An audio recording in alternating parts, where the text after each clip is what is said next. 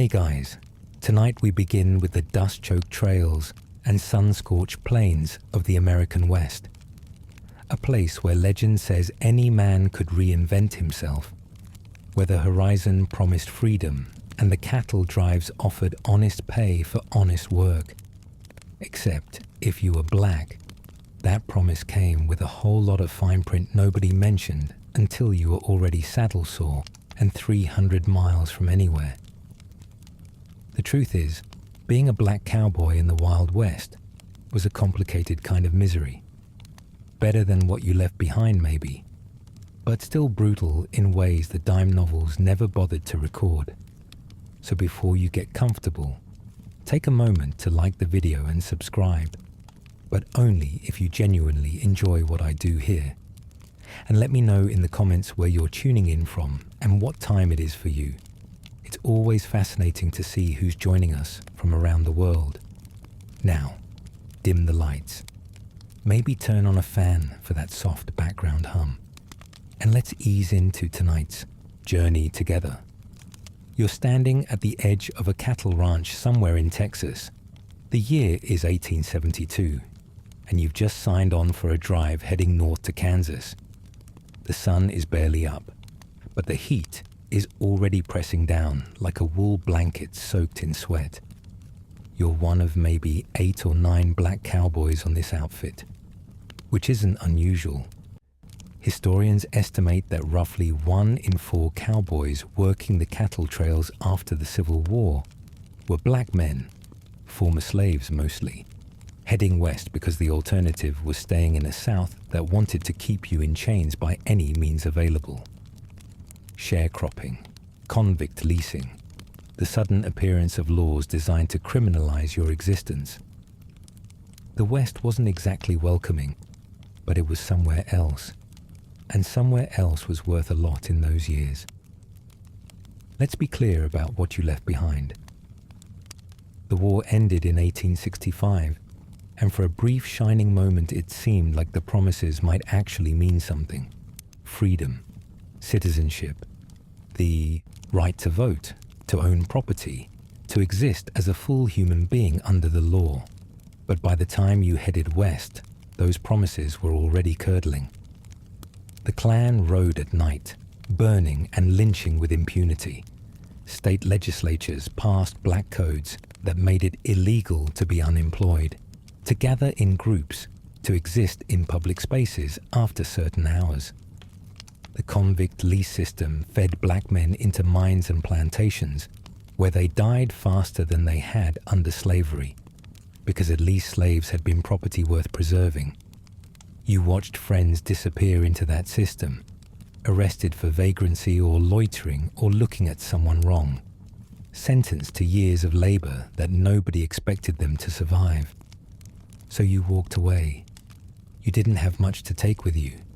The clothes on your back, maybe a few dollars saved from whatever work you could find, skills you'd learned in bondage that might translate to something useful out west. You'd heard the ranchers were hiring, that they needed men who could ride and rope and weren't afraid of hard work. You'd heard the pay was decent and the color of your skin mattered less than what you could do. That last part turned out to be partially true, which in your experience was better than most promises. The trail boss squints at you, spits tobacco juice into the dirt, and assigns you your position. You're riding drag. Congratulations. That means you'll be eating dust for the next 3 months. Literally. Riding drag puts you at the back of the herd, behind thousands of cattle kicking up dirt with every step. The air is so thick with grit that you tie a bandana over your nose and mouth, and still end up coughing brown for weeks. Your eyes water constantly. Your clothes turn the color of the earth. Every breath feels like swallowing a handful of the Texas panhandle. The white cowboys, they're riding point or flank, positions where the air is cleaner and the work is marginally less miserable. Funny how that assignment works out. Here's the thing about cattle drives. They were brutal for everyone. 16-hour days in the saddle, sleeping on the ground with one eye open for rattlesnakes, eating beans and hardtack until your stomach forgot what real food tasted like. But within that shared misery, there were hierarchies, and guess who consistently drew the short straw? Black cowboys got the worst horses to break, the most dangerous positions during river crossings, the night watches when everyone else was too tired to stay awake. The pay was supposed to be equal, roughly $30 a month, but somehow your envelope always seemed a little lighter than the others. Nobody explained why. Nobody had to. The horses they give you are the ones nobody else wants. Half-wild Mustangs with tempers like rattlesnakes, prone to bucking and biting and general mayhem. Breaking them is your job, which sounds almost glamorous until you're lying in the dirt for the 5th time that morning with a hoof-shaped bruise spreading across your ribs. The white cowboys watch from the fence, making bets on how long you'll stay mounted, laughing when you don't. When you finally do break the horse, when you spent days earning its grudging respect, someone else rides it on the actual drive. You get handed another wild one and the process starts over. You learn quickly that your value on the trail is measured differently than your white counterparts. You work twice as hard to earn half the respect. When you rope a steer faster than anyone else, there's a grudging nod. When a white cowboy does the same thing, there's backslapping and whiskey. You file this away alongside all the other small humiliations that add up to a life spent proving yourself over and over to people who've already decided what you're worth. The food on the trail deserves its own special mention. The cook, usually called Cookie regardless of his actual name, runs the chuck wagon like a small kingdom. Beans are the foundation of everything, supplemented by salt pork, hardtack, and coffee strong enough to dissolve a horseshoe. On good days, there might be dried fruit or molasses. On bad days, there's just beans, again, still, forever. You eat squatting in the dust, plate balanced on your knee, shoveling food into your mouth before the flies claim it. The other black cowboys cluster nearby, not because anyone tells you to separate, but because the alternative is sitting alone on the edges of groups that don't particularly want you there. Your stomach rebels at first, unused to the monotony and the questionable preservation methods.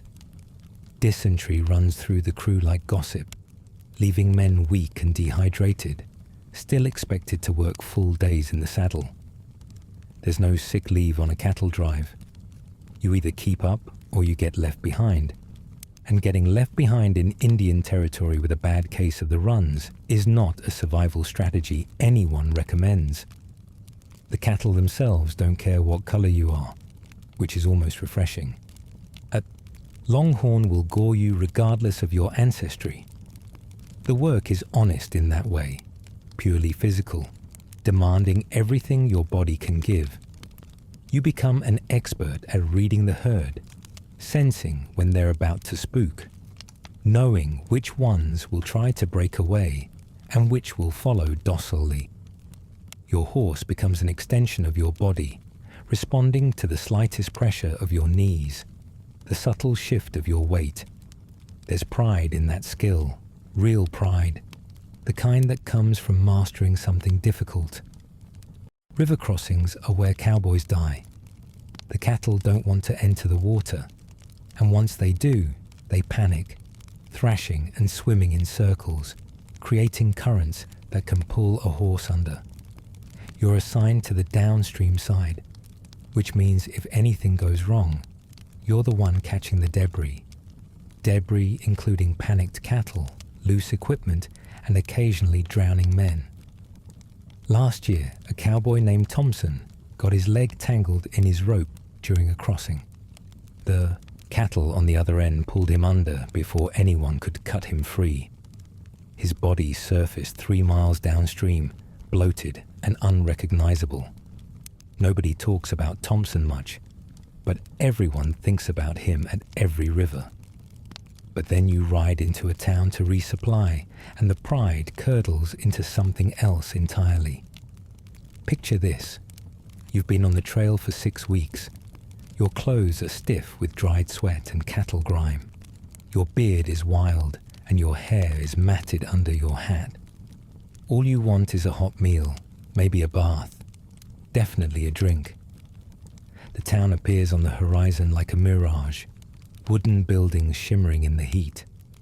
You can almost taste the whiskey already. And then you notice the other black cowboys hanging back, waiting to see what kind of town this is, because not all towns are the same, and some of them would rather shoot you than serve you. Sundown towns, they called them. Places where black folks weren't welcome after dark, and often weren't welcome at all. No signs necessarily, just an understanding enforced by sheriffs who looked the other way, and citizens who kept their rifles handy. You'd ride in and feel the temperature change, the way conversations stopped, the way hands drifted toward holsters. Sometimes you could get supplies from a back door, paying extra for the privilege of being treated like a secret. Sometimes you couldn't get anything at all and had to ride on to the next town, hoping it would be different.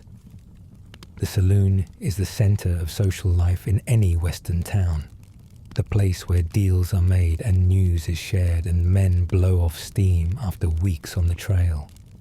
You're not welcome there.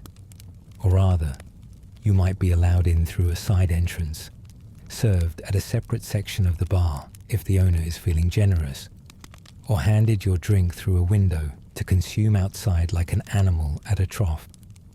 The piano keeps playing. The laughter keeps rolling. You stand in the dusty street with your whiskey and watch through the window as your white crewmates enjoy the evening you've all earned together.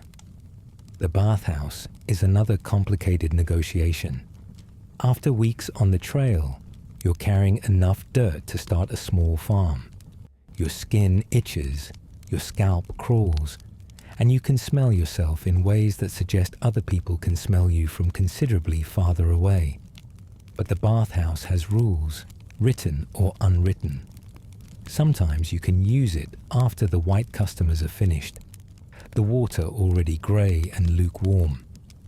Sometimes you can't use it at all and have to find a creek outside of town, scrubbing yourself in cold water while keeping an eye out for anyone who might object to your presence in their general watershed. Some towns were better than others. Dodge City had a reputation for being relatively tolerant, though relatively is doing heavy lifting in that sentence. Black cowboys could sometimes drink alongside whites there, gamble at the same tables, visit the same establishments, but even in Dodge, you kept your head down and your voice quiet. You didn't complain about short change. You didn't look too long at anyone who didn't want to be looked at. Freedom in the West was always conditional, always provisional, always subject to revocation without notice. And let's talk about the women. Or rather, let's talk about how you weren't supposed to talk about the women, look at the women, or exist in the same general vicinity as white women without risking your life.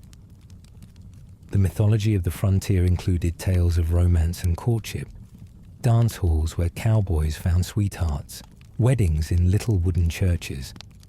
That mythology wasn't written with you in mind.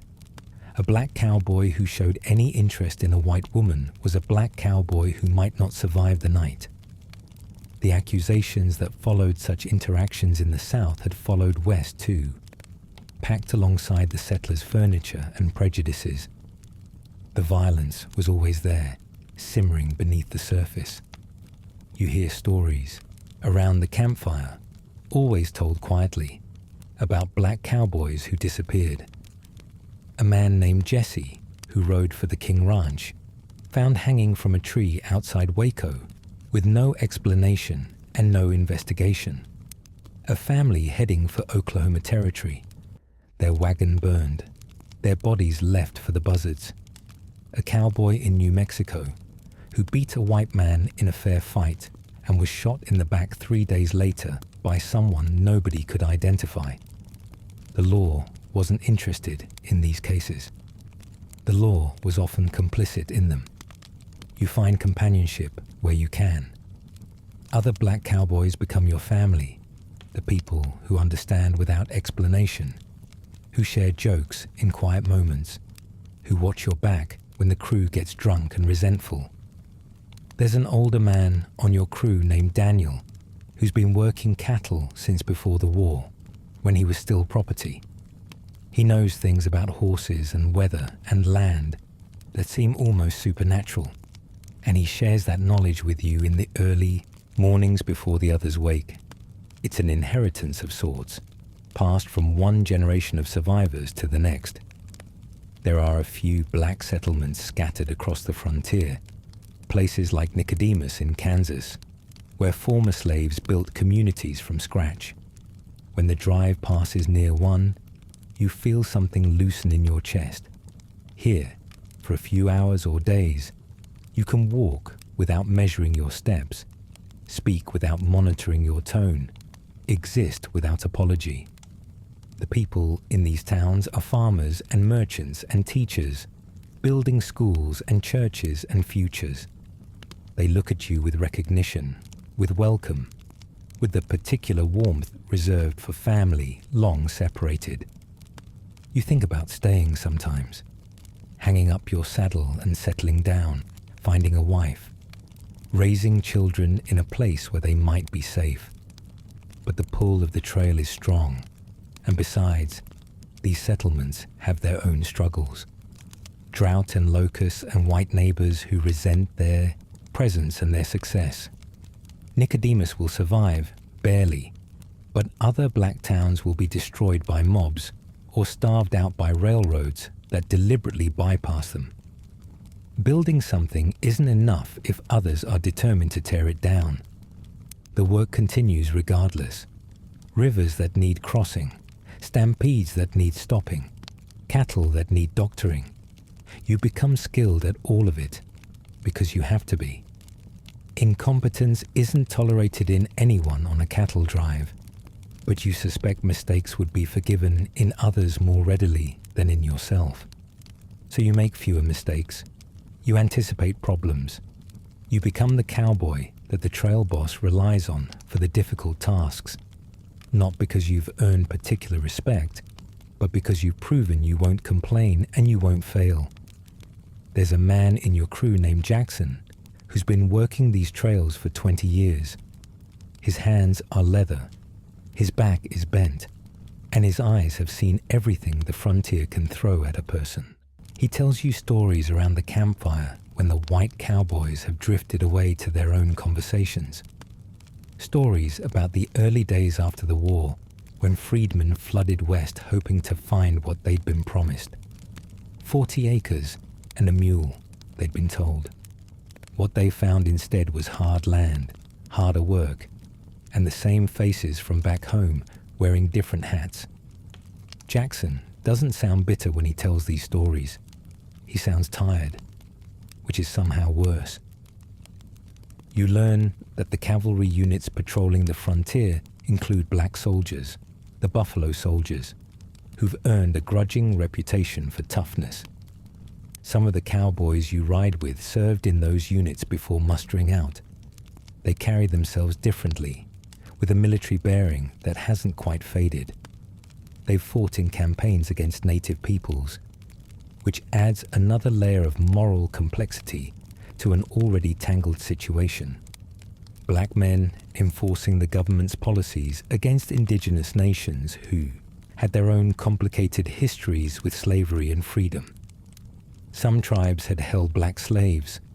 Others had welcomed black refugees and intermarried with them. The West is full of these contradictions, alliances and enmities that don't sort neatly into the categories you were raised with. Your interactions with native peoples on the trail are tense and unpredictable. Sometimes you trade peacefully, exchanging tobacco or coffee for safe passage through territory that isn't really yours to cross. Sometimes there are confrontations, arrows and gunfire, and the terrible math of who gets to live on contested land. The cattle you're driving are part of the invasion, grazing on grass that sustained buffalo herds for generations, and everyone knows it. You're a participant in a displacement, even as you yourself have been displaced, caught in the machinery of empire without having chosen to be there. Summer turns to fall, and the herd moves north, through Indian Territory and into Kansas. The nights grow colder, and you bundle into whatever blankets you own, which aren't many. Your pay hasn't stretched as far as you'd hoped. Prices in trail towns were higher for you somehow. The general store owner squinted at your coins like they might be counterfeit, charged you extra for supplies he sold to white cowboys at marked price. You didn't argue. Arguing was a luxury you couldn't afford. The cold gets into your bones in ways the heat never did. You sleep on the ground wrapped in a single blanket, saddle for a pillow, listening to the cattle low softly in the darkness. Prairie wolves howl in the distance, and sometimes closer than you'd like. The fire dies down to embers, and nobody wants to get up to feed it. So you all shiver until dawn turns the sky grey, and the cook starts banging pots to wake the crew. Your joints ache. Your back never stops hurting. You're 28 years old, and your body feels twice that.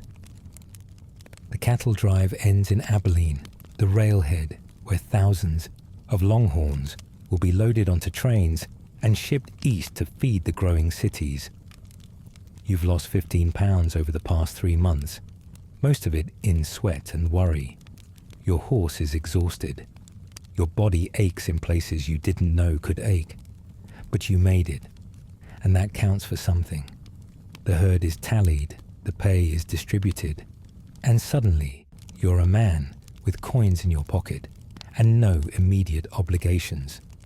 This should feel like freedom. It doesn't, quite. You can't stay in the nice hotel. You can't eat in the restaurant that all the other cowboys are filing into, already shouting their orders for steaks and potatoes. You find a boarding house on the edge of town that caters to black travelers, run by a woman named Mrs. Patterson, who escaped from Missouri before the war. Her beds are clean, and her food is good, and her conversation is better. She asks where you're from, where you're going, whether you've got family. The questions feel like kindness, which has been in short supply lately. Mrs. Patterson knows things about the town that don't appear in any guidebook. Which merchants will serve you fairly and which will cheat you. Which streets to avoid after dark. Which deputy has a reputation for finding excuses to arrest black men on payday, knowing they'll have cash to confiscate.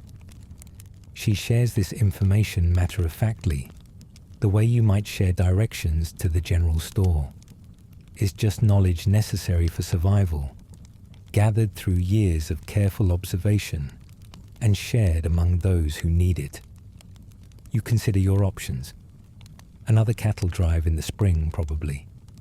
Maybe try to save enough to buy some land, start your own small operation. It's been done. There are black ranchers scattered across the territories, men who built something from nothing despite everything working against them. Bill Pickett is making a name for himself as a bulldogger, wrestling steers with his bare hands and teeth.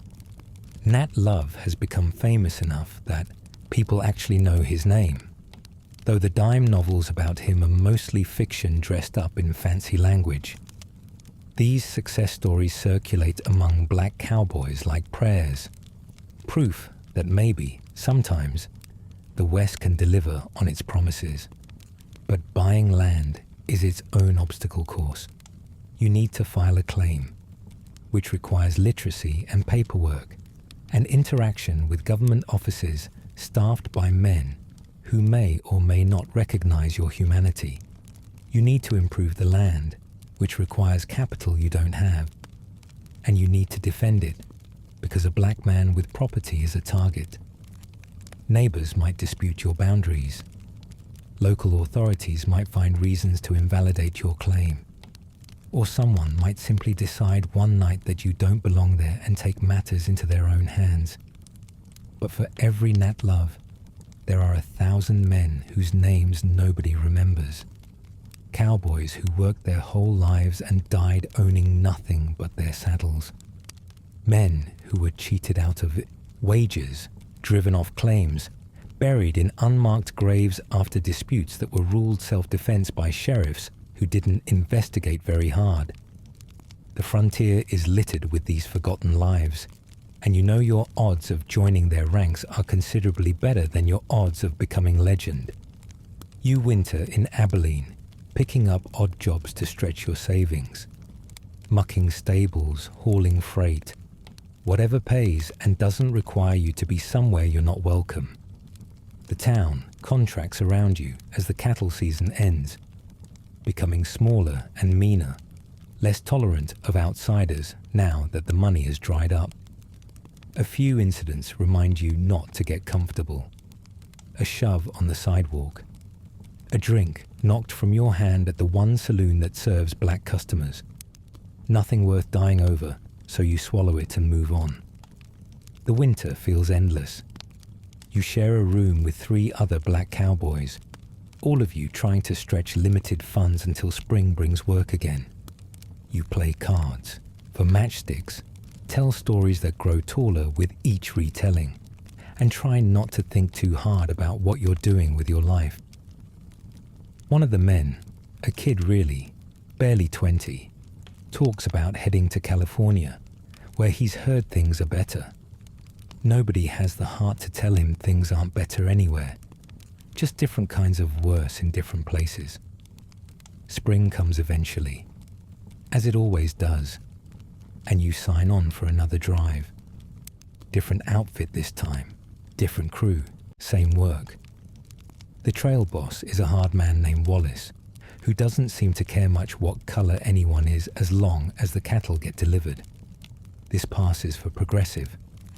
You're assigned to wrangle the remuda, the herd of spare horses that follows the cattle drive. It's skilled work, better than riding drag, and you allow yourself a moment of quiet satisfaction before wondering what you did to earn it and whether it will last. The drive north follows a different route this year, avoiding some of the rivers that proved treacherous last season. You learn the landmarks, the watering holes, the places where grass grows thick and the cattle can graze contentedly. This knowledge accumulates in you like savings in a bank, something nobody can take away. You're becoming a real cowboy, not just someone who herds cattle, but someone who understands the land and the animals and the 1,000 small decisions that make the difference between a successful drive and a disaster. And yet, the small indignities continue. At night, when the crew circles the fire and passes around a bottle, it skips over you more often than not. When stories are told, yours aren't solicited. When the cook serves dinner, somehow you're always last in line and the portions are always a little smaller. None of it rises to the level of confrontation. All of it adds up to a clear message about your place in the hierarchy. One night, about halfway through the drive, a storm blows in with almost no warning. Lightning turns, the sky white and the cattle panic. Thousands of animals suddenly running in every direction. A stampede that could kill anyone caught in its path. You don't think. You just ride, pushing your horse into the chaos, trying to turn the leaders and get the herd circling back on itself. Other cowboys are doing the same, shadows in the strobing lightning, whooping and hollering and risking their lives because that's what the job requires. The thunder is so loud, it feels like being inside a drum. Rain comes down in sheets so thick you can barely see your horse's ears. The cattle are bellowing, a sound that seems to come from everywhere at once, from the earth itself. You're soaked through in seconds, your clothes plastered to your body. your hands so slippery on the reins that you're gripping more with prayer than skill. A steer goes down right in front of you, and your horse leaps it somehow. A miracle of instinct and athleticism that you'll remember for the rest of your life. The stampede breaks, the herd calms. When the sun rises, you count the losses. A few dozen cattle scattered, probably recoverable. One horse dead, crushed in the melee. And a cowboy named Peters with a broken leg from being thrown. You helped carry him back to camp, splintered his leg with whatever was handy, listened to his screaming until someone found the laudanum. Peters is white, and the way he grips your hand and thanks you through his pain feels like something genuine, something uncomplicated by all the usual calculations. But the moment passes. By the next evening, the hierarchy has reasserted itself. Peters is evacuated to the nearest town for proper medical care, and the rest of you continue north, and nobody mentions your role in the rescue or suggests it might earn you anything resembling equal treatment. The West is like that. Moments of genuine human connection floating in an ocean of casual cruelty. Never quite enough to change anything permanent. You think sometimes about what your life might have been if you'd stayed east. Sharecropping, probably. Working land that would never be yours for a share of the harvest, that would never be fair. Or maybe the factories in the northern cities. 12-hour days breathing cotton dust or foundry smoke. Sleeping in tenements packed with other workers just as desperate as you. Or prison, which was becoming increasingly common for black men accused of crimes that barely existed until they needed a free labor force. The West isn't good, but it might be better than the alternatives. Might be. The comparison is never as comforting as you want it to be. The drive delivers its cattle successfully. You're paid, this time the full amount, and you feel Wallace's eyes on you as you count the coins. Making sure you aren't going to complain, maybe, or making sure you know he's watching. You nod your thanks and walk away, already thinking about next season, already calculating how many more drives until you can afford a small piece of land somewhere.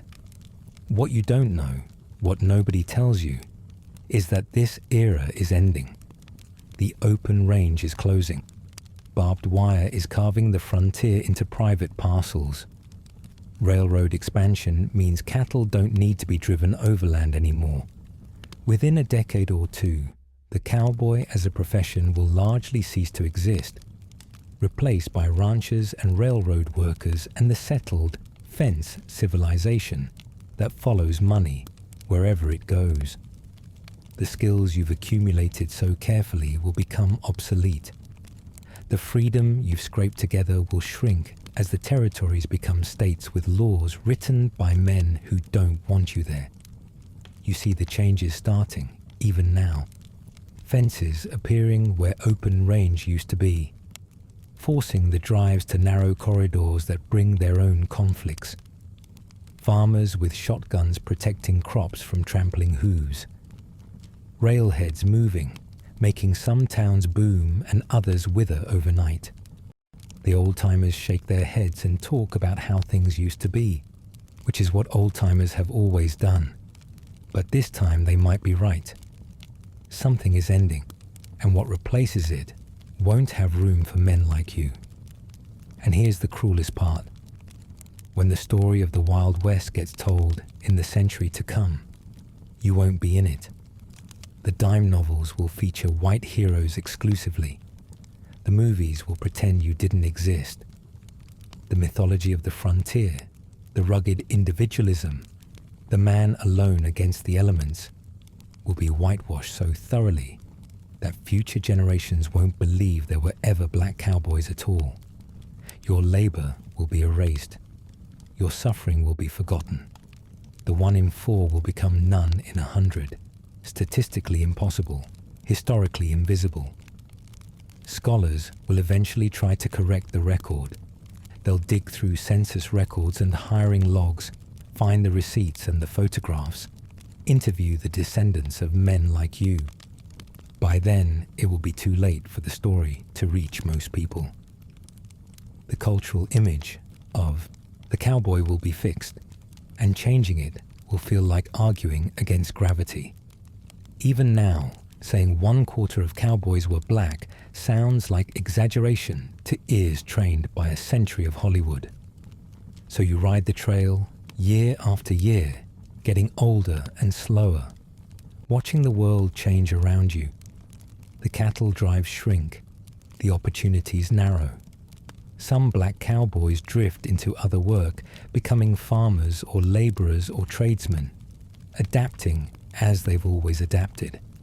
Others, the ones who can't imagine any other life, hire on with the diminishing outfits that still need hands, working until their bodies give out, or the jobs disappear entirely.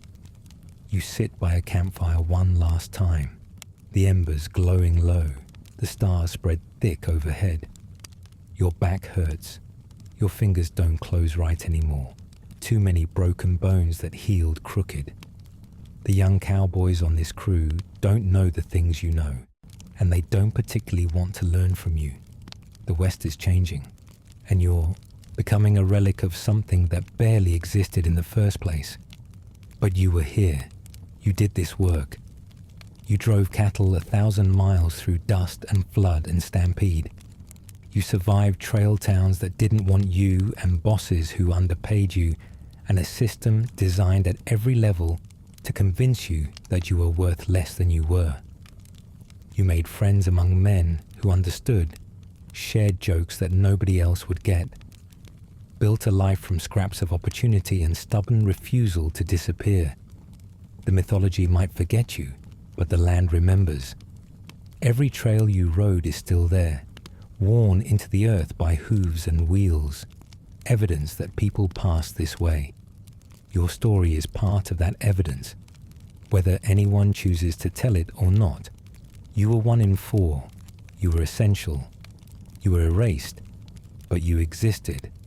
And no amount of forgetting can change what actually happened under that enormous western sky. So tonight, when you stretch out in your comfortable bed with your climate control and your streaming services and your groceries delivered without anyone questioning whether you deserve to buy them, spare a thought for the men who rode drag in the choking dust, who were last in line for everything except the hardest work, who built the West and then watched themselves be written out of its story. They deserve better than they got, and the least we can do now is remember they were there. 1 in 4. Invisible no longer. Riding still, in some sense, across the prairies of memory, toward a horizon that keeps promising something better, and maybe finally starting to deliver. You're standing in a one-room cabin, somewhere in the American South. The year is 1842, and the walls around you are rough-hewn logs chinked with mud and straw. Gaps let in the cold, the mosquitoes, and the faint sounds of the plantation settling into evening.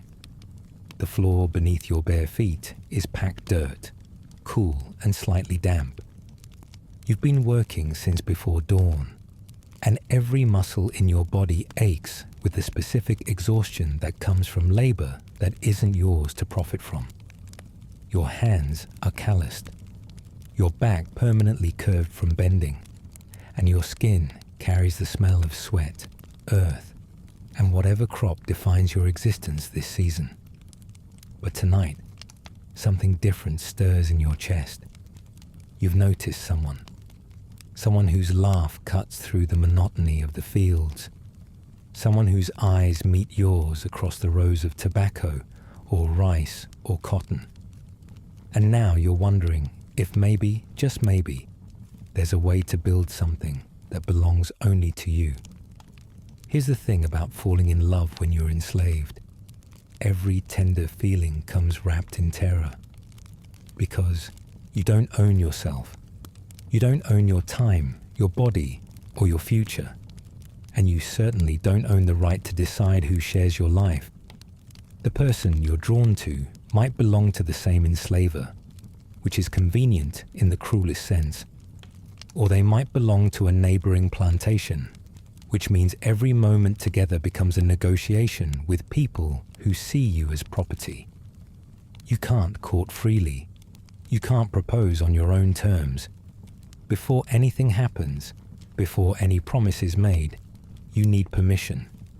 Permission from the person who owns you. Permission from the person who owns them.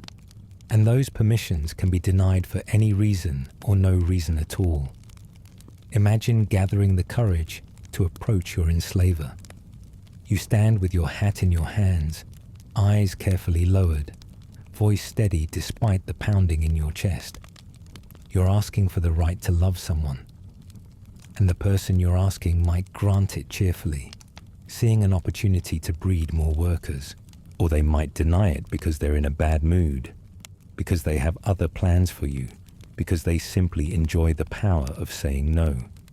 Your entire emotional future hangs on the whim of someone who doesn't consider you fully human.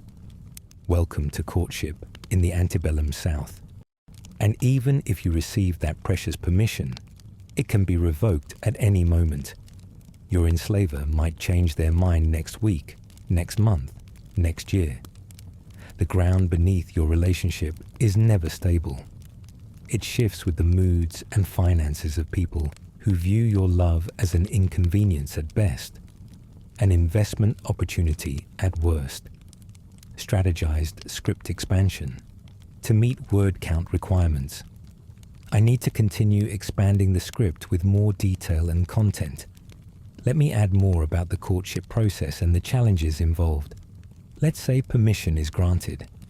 Congratulations. Now comes the process of actually building a relationship, which looks nothing like the courtship rituals of free society happening just miles away in the big house. You don't have leisure time. You don't have money to buy gifts. You don't have the luxury of slow Sunday strolls or letters sealed with wax.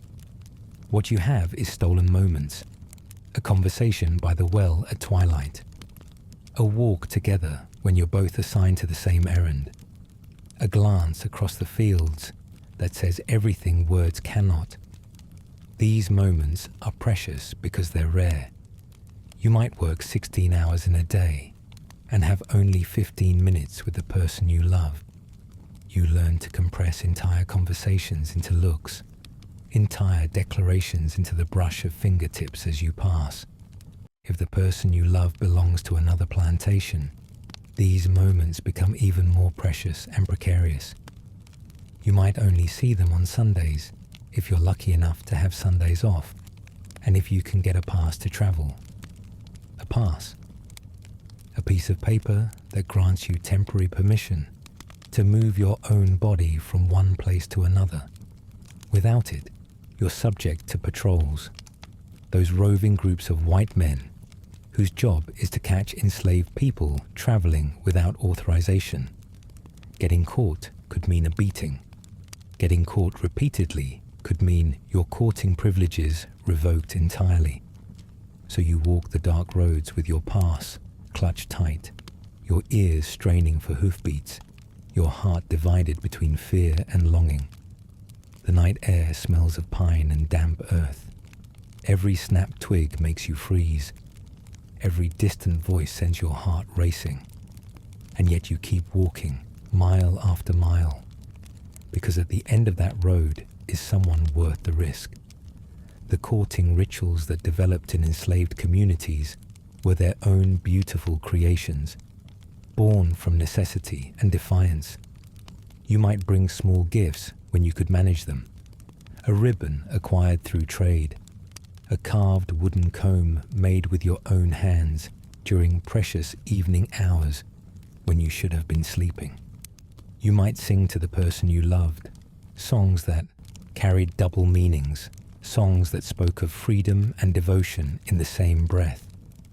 Music was one thing that couldn't be entirely controlled, and so it became a language of courtship, of hope, of everything that had to stay unspoken in daylight.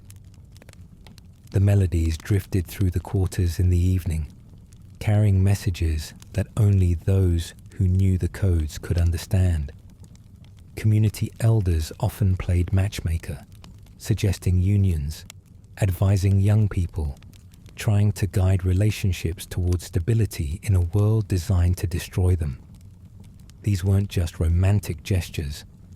They were acts of cultural preservation, ways of maintaining human dignity when the entire system insisted you had none. So you've courted, you've loved, you've navigated the impossible maze of permissions and patrols and stolen moments. Now you want to make it official. You want to marry. And here's where the cruelty becomes almost absurd in its totality. Your marriage will not be legal, not in any court, not in any church that matters to the law, not in any document that carries weight. You can stand before a preacher, speak vows, exchange promises of forever, and none of it will protect you from being separated tomorrow.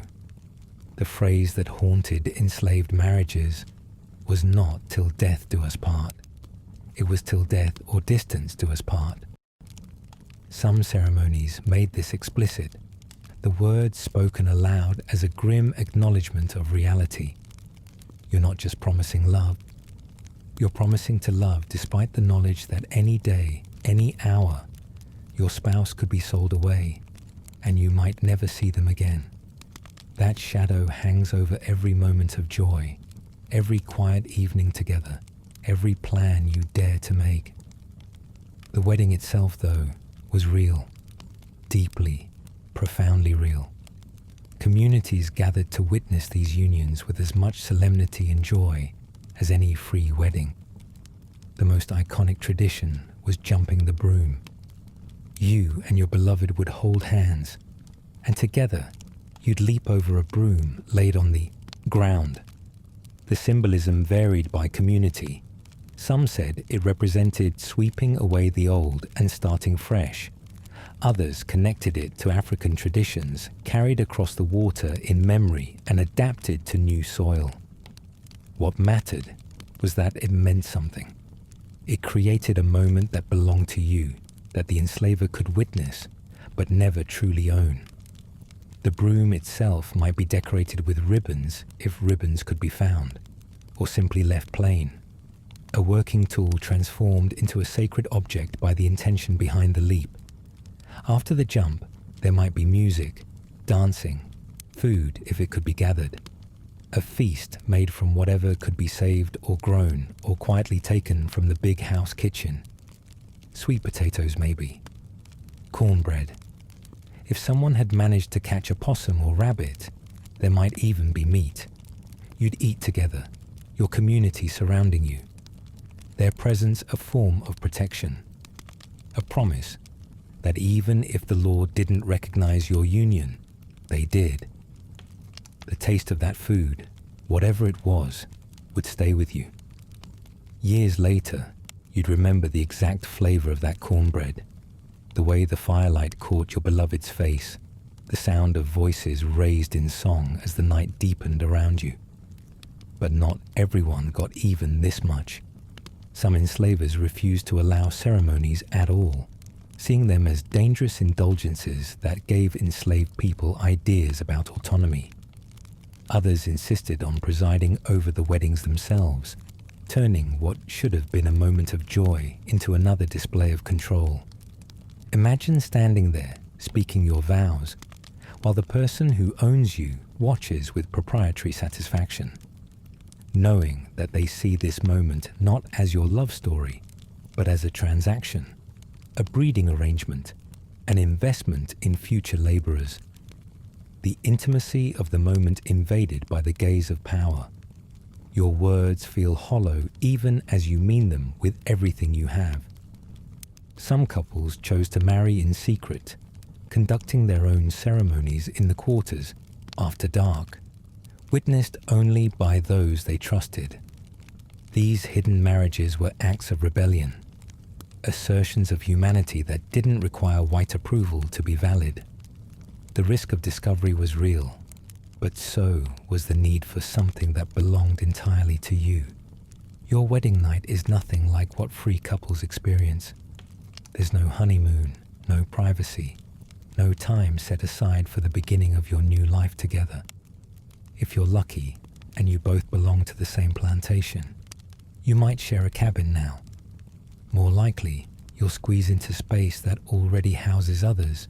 Your wedding bed separated from the rest of the room by nothing more than a hung blanket, if you have one to spare. The cabin is small, maybe 12 feet by 12 feet, and it holds your entire married life. Cooking happens at the fireplace in the corner. Sleep happens on a pallet stuffed with corn husks or moss. Intimacy happens in whispered darkness. Always aware of the thin walls, the nearby bodies, the complete absence of anything resembling solitude. The smell of smoke never quite leaves the air. The sound of others breathing, coughing, shifting in their sleep becomes the soundtrack of your marriage. You learn to find privacy in small ways, in moments, in the particular silence that falls when everyone pretends not to hear. If your spouse belongs to another plantation, your reality is something called an abroad marriage. Congratulations, you're married to someone you might see once a week, if everything goes perfectly. Your husband or wife lives miles away, and every visit requires permission, travel, and timing that never quite works in your favor. You spend your nights alone in your cabin, missing someone you're legally bound to in the eyes of your community, but completely separated from in practice. Sundays become everything. You wake before dawn to walk the distance, arriving with just enough time to share a meal, talk about the week, hold each other for precious hours before you have to leave again. The walk back is always harder than the walk there, each step taking you further from the person you love, the darkness deeper, the silence heavier. Some couples in abroad marriages only saw each other monthly. Some, during busy seasons, went even longer. The loneliness was its own form of torture. Loving someone you couldn't reach, building a family you couldn't live with, and children. Let's talk about children, because this is where the horror becomes almost unbearable to contemplate. You want a family. You want the normal human experience of raising children with the person you love. But every child you bring into the world is born into slavery. Your baby, from their first breath, belongs to whoever owns you. They're recorded in ledgers alongside livestock. Their value is assessed based on health, future labor potential, and how much they might fetch at auction. You hold your newborn in your arms, smell that particular sweetness of baby skin, feel their fingers curl around yours, and you know with absolute certainty that you have no power to protect them. They can be sold at any age. Mothers were separated from nursing infants. Toddlers were taken from families and sent to different plantations. Children old enough to work were especially vulnerable to sale, their growing bodies representing value that enslavers were eager to capitalize on. The specific cruelty of this system is hard to overstate. You love your children with the same fierce, all-consuming love that any parent feels. But that love comes with constant grinding fear. Every time an enslaver has financial troubles, you wonder if your child will be the one sold to cover debts. Every time a stranger visits the plantation, you watch their eyes and pray they're not here to buy. You try to prepare your children for a world that will treat them as property, teaching them survival skills, obedience strategies, the careful art of navigating white authority. You want to give them hope, but you also have to give them realism. Some parents made the agonizing choice not to name their children immediately, waiting to see if the infant would survive the brutal conditions of early life. Others poured extra meaning into names, choosing words that carried prayers and aspirations in languages the enslavers couldn't understand. A name was sometimes the only inheritance you could guarantee. Mothers faced particular horrors. Pregnancy offered no relief from labor. You worked in the fields until your body could no longer manage it, then returned to work as soon as possible after giving birth. Some women delivered babies in the fields themselves, surrounded by other workers who helped however they could before overseers demanded everyone return to their tasks. Nursing was complicated by work schedules. Some plantations had nurseries where infants were left during the day, tended by elderly women too old for field work. You might have only brief periods to nurse your child, rushing from the fields when permitted, your body aching both from labor and from the fullness of milk. The bond between mother and child formed under these conditions was no less powerful for being constrained. If anything, the precariousness intensified the devotion. Let's say the worst happens. Let's say you wake up one morning and discover that your spouse or your child has been sold. Maybe there was warning. Rumors that traveled through the quarters whispered from cabin to cabin. Maybe you had a few days to say goodbye, to hold each other one last time, to make promises you both knew couldn't be kept. Or maybe there was no warning at all. Your husband went to the fields as usual and simply didn't return. Your daughter was taken while you were working, her small body loaded onto a cart that disappeared down the road before anyone could tell you. The grief of this separation was considered one of the deepest sufferings of slavery. Formerly enslaved people who later recorded their stories described it in terms usually reserved for death, because it was a kind of death. Your family member still existed somewhere in the world, still breathed and walked and maybe thought of you, but they were as lost to you as if they'd been buried in the ground. More painful, perhaps, because death has finality. Separation has hope, that thin, cruel thread of hope that maybe someday, somehow, you'll find each other again. The auction block was where many of these separations happened. If you've ever seen depictions of slave auctions, you might think you understand. You don't. Imagine standing on a platform while strangers examine your body, your teeth, your muscle tone. Now imagine watching your child stand on that same platform while someone evaluates their worth in dollars. Families pleaded to be sold together. Sometimes these pleas were ignored entirely. Sometimes they were used as leverage to drive prices up. A mother willing to do anything to stay with her children might fetch more money if sold to someone who promised not to separate them. Promises that were rarely kept.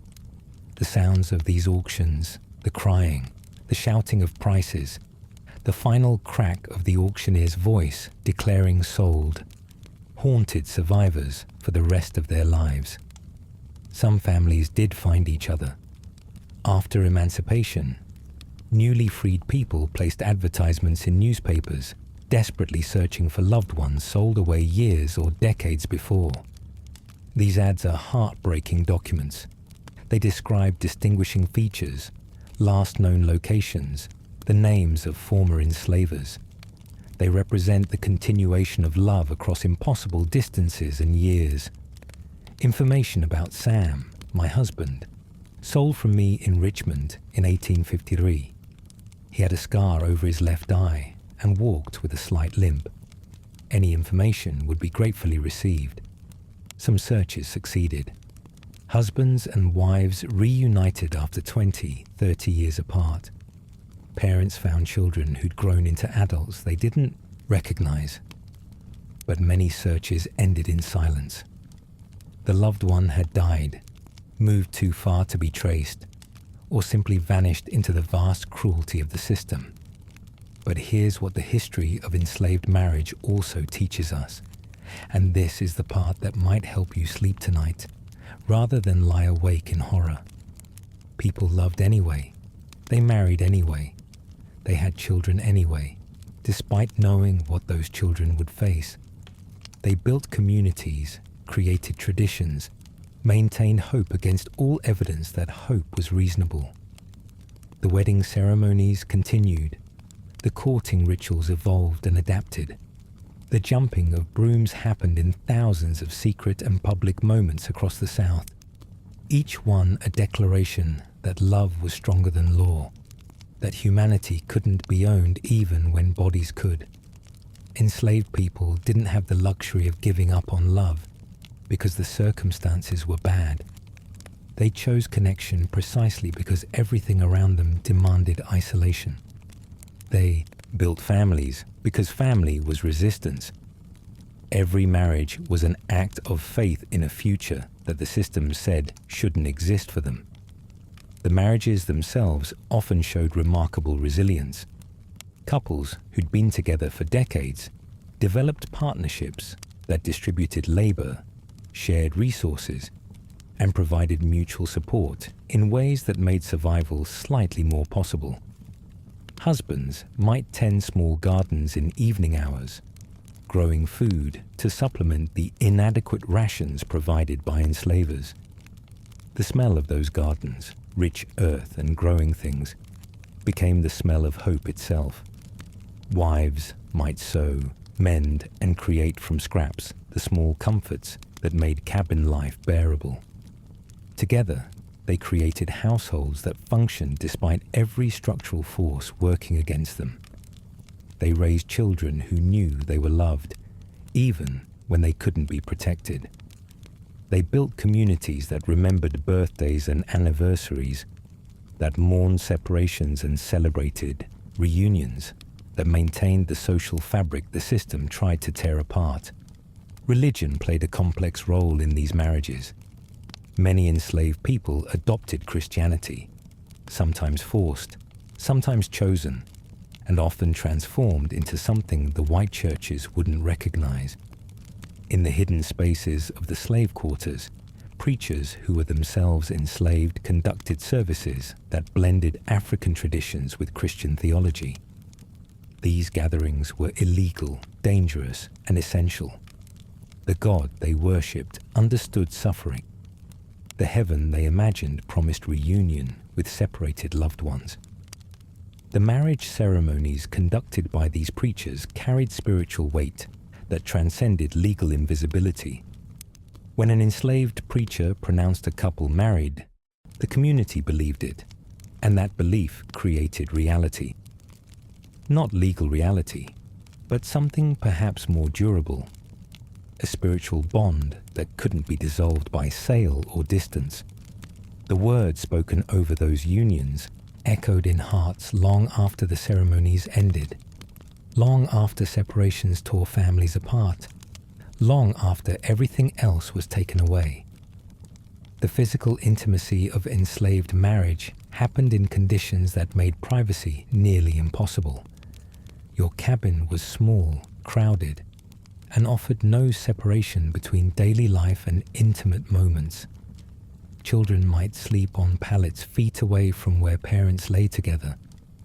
Other families might share the same structure, their blanket walls the only boundary between households. And yet, intimacy happened. People found ways to create moments of connection, to maintain the physical relationship that was part of their bond. They developed signals, understood silences, learned each other's rhythms in ways that transcended the cramped conditions.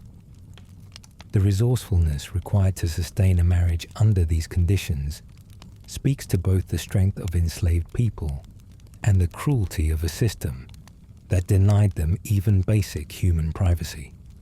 Some enslavers actively interfered in the intimate lives of enslaved couples. The practice of forced breeding was real and horrifying.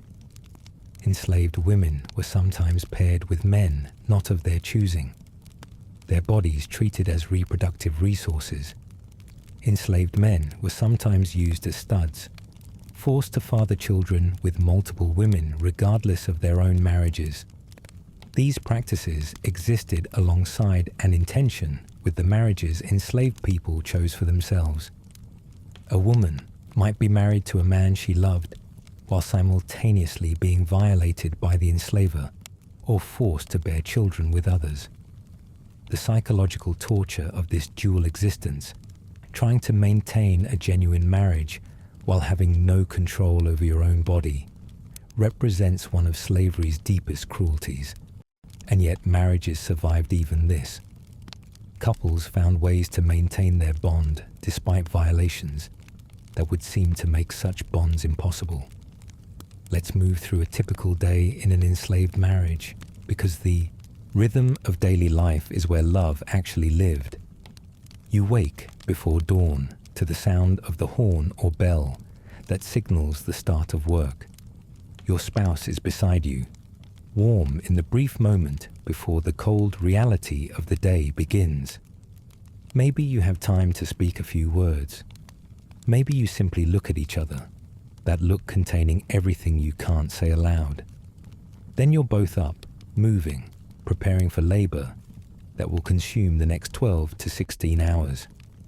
If you're lucky, you work near each other. You might catch glimpses throughout the day, exchange a word during water breaks. Know that the other person is present even if you can't be together. If you're unlucky, your work takes you to different parts of the plantation, and the day becomes an exercise in waiting, enduring, counting hours until evening. Evening brings its own challenges. You return to the cabin exhausted, hungry, with barely enough energy to prepare food from the meager rations you've been given. Maybe you have a small garden plot, tended in whatever fragments of time you can steal from sleep. The vegetables from that garden make the difference between adequate nutrition and constant hunger. You cook together, or one cooks, while the other handles the endless small tasks of survival. Children need attention. The cabin needs maintenance. There's always something worn that needs mending. And yet, within this exhaustion, there are moments. A touch as you pass each other in the small space. A joke that makes you both laugh despite everything. The comfort of sleeping beside someone who knows you, who shares your burden, who loves you in a world that insists you're unlovable. These moments were what people lived for. Not grand gestures, but small intimacies that proved humanity persisted. Sundays, for those who had them off, became sacred time for marriages. It was the one day when labor might pause, when couples could actually spend hours together rather than minutes. If you were in an abroad marriage, Sunday was when you traveled to be with your spouse. If you lived together, Sunday was when you could actually talk, plan, dream. Some couples spent Sundays attending religious services together, their shared faith another bond strengthening the marriage. Others spent the day on their own small projects, building up the household, caring for children, trying to accumulate the tiny fragments of stability the system otherwise denied. The quality of light on a Sunday afternoon felt different. The air tasted of something almost like freedom. You could sit with your spouse, really sit, without the overseer's eye, without the relentless demand of labor, and remember what it meant to be fully human together.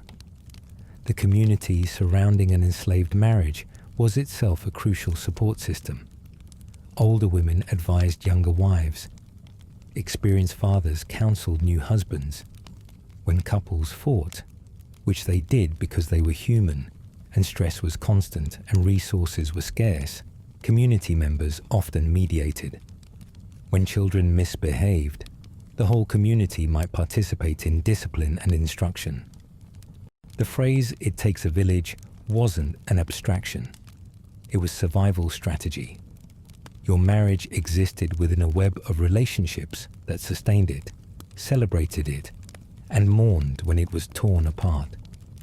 These communities developed their own standards for marriage, their own expectations for husbands and wives, their own ways of handling divorce and separation that operated entirely outside white legal systems.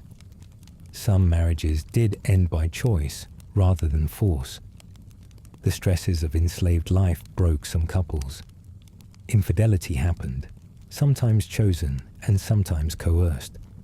Some people simply grew apart, their initial connection unable to survive years of grinding hardship.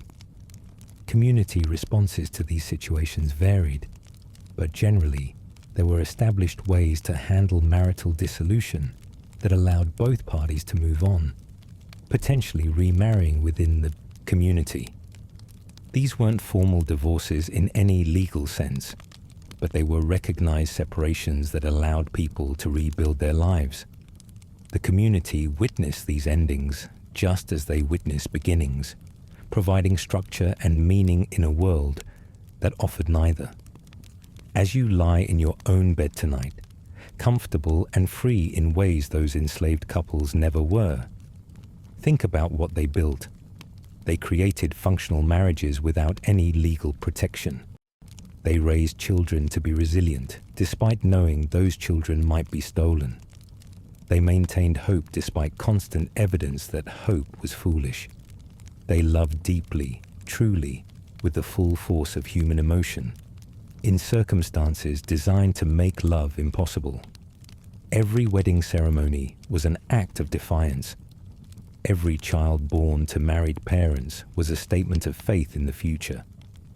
Every couple that stayed together through separations, losses, and daily degradations proved that human connection can survive nearly anything.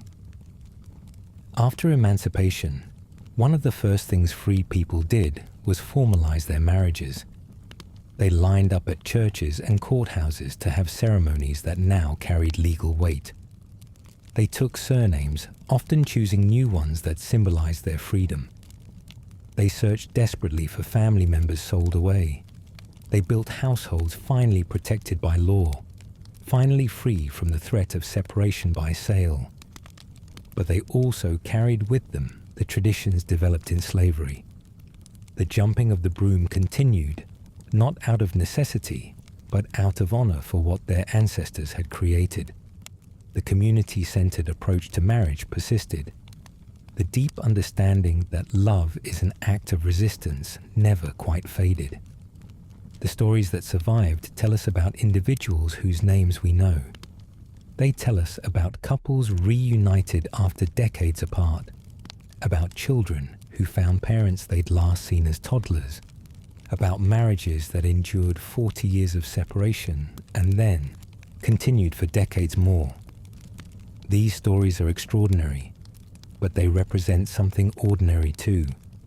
They represent the basic human need for connection, for family, for love. That need couldn't be legislated away. It couldn't be beaten out. It couldn't be destroyed by systems designed specifically to destroy it. The enslaved people who married each other, who built families, who loved despite everything, were doing what humans have always done. They were just doing it under conditions that made every act of love simultaneously an act of impossible courage. So tonight, as you drift towards sleep in your own bed, in your own home, free to love whoever you choose and protected by laws that recognize your humanity, spare a thought for those who loved without any of those protections. Their marriages were real. Their families were real.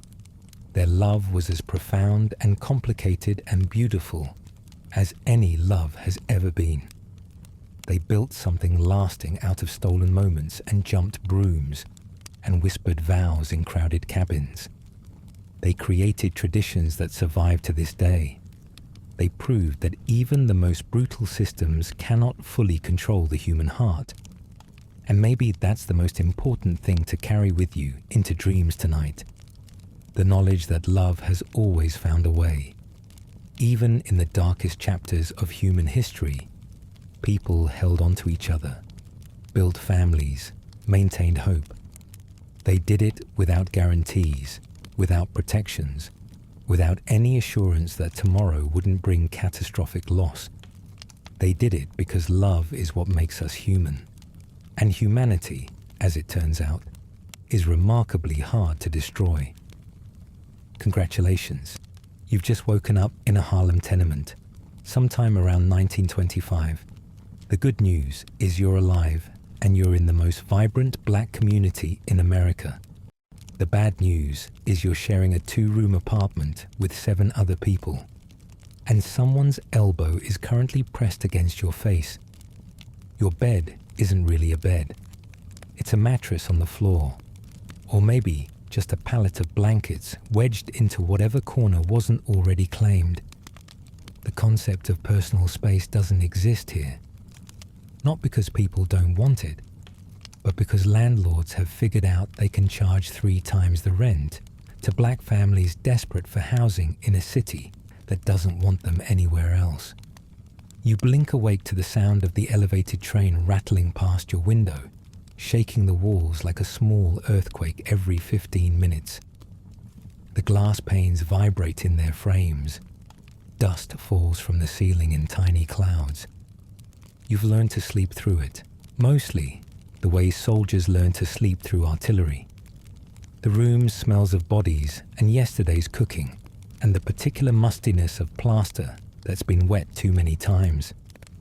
There's no ventilation to speak of, just one window that faces a brick wall 3 feet away, letting in approximately no fresh air and all of your neighbor's cigarette smoke. You try to sit up without disturbing the person next to you, probably a cousin who arrived last month from Georgia, still looking for work, still sleeping on your floor, because where else would they go? The Great Migration is in full swing, and every week another relative or friend of a friend shows up at your door with a cardboard suitcase and eyes full of hope that New York will be different from the South they fled. And it is different. There are no lynch mobs here, no sharecropper contracts that keep you perpetually in debt, no white men who can murder you for looking at them wrong without facing any consequence at all. But different doesn't mean easy. Different just means the violence wears a different face. You swing your feet onto the floor and immediately regret it because the linoleum is peeling and cold even in summer, and in winter it feels like standing on a frozen pond. The toilet is down the hall, shared with 4 other families. There's always a line in the morning, and the smell drifting from that direction suggests someone had a rough night.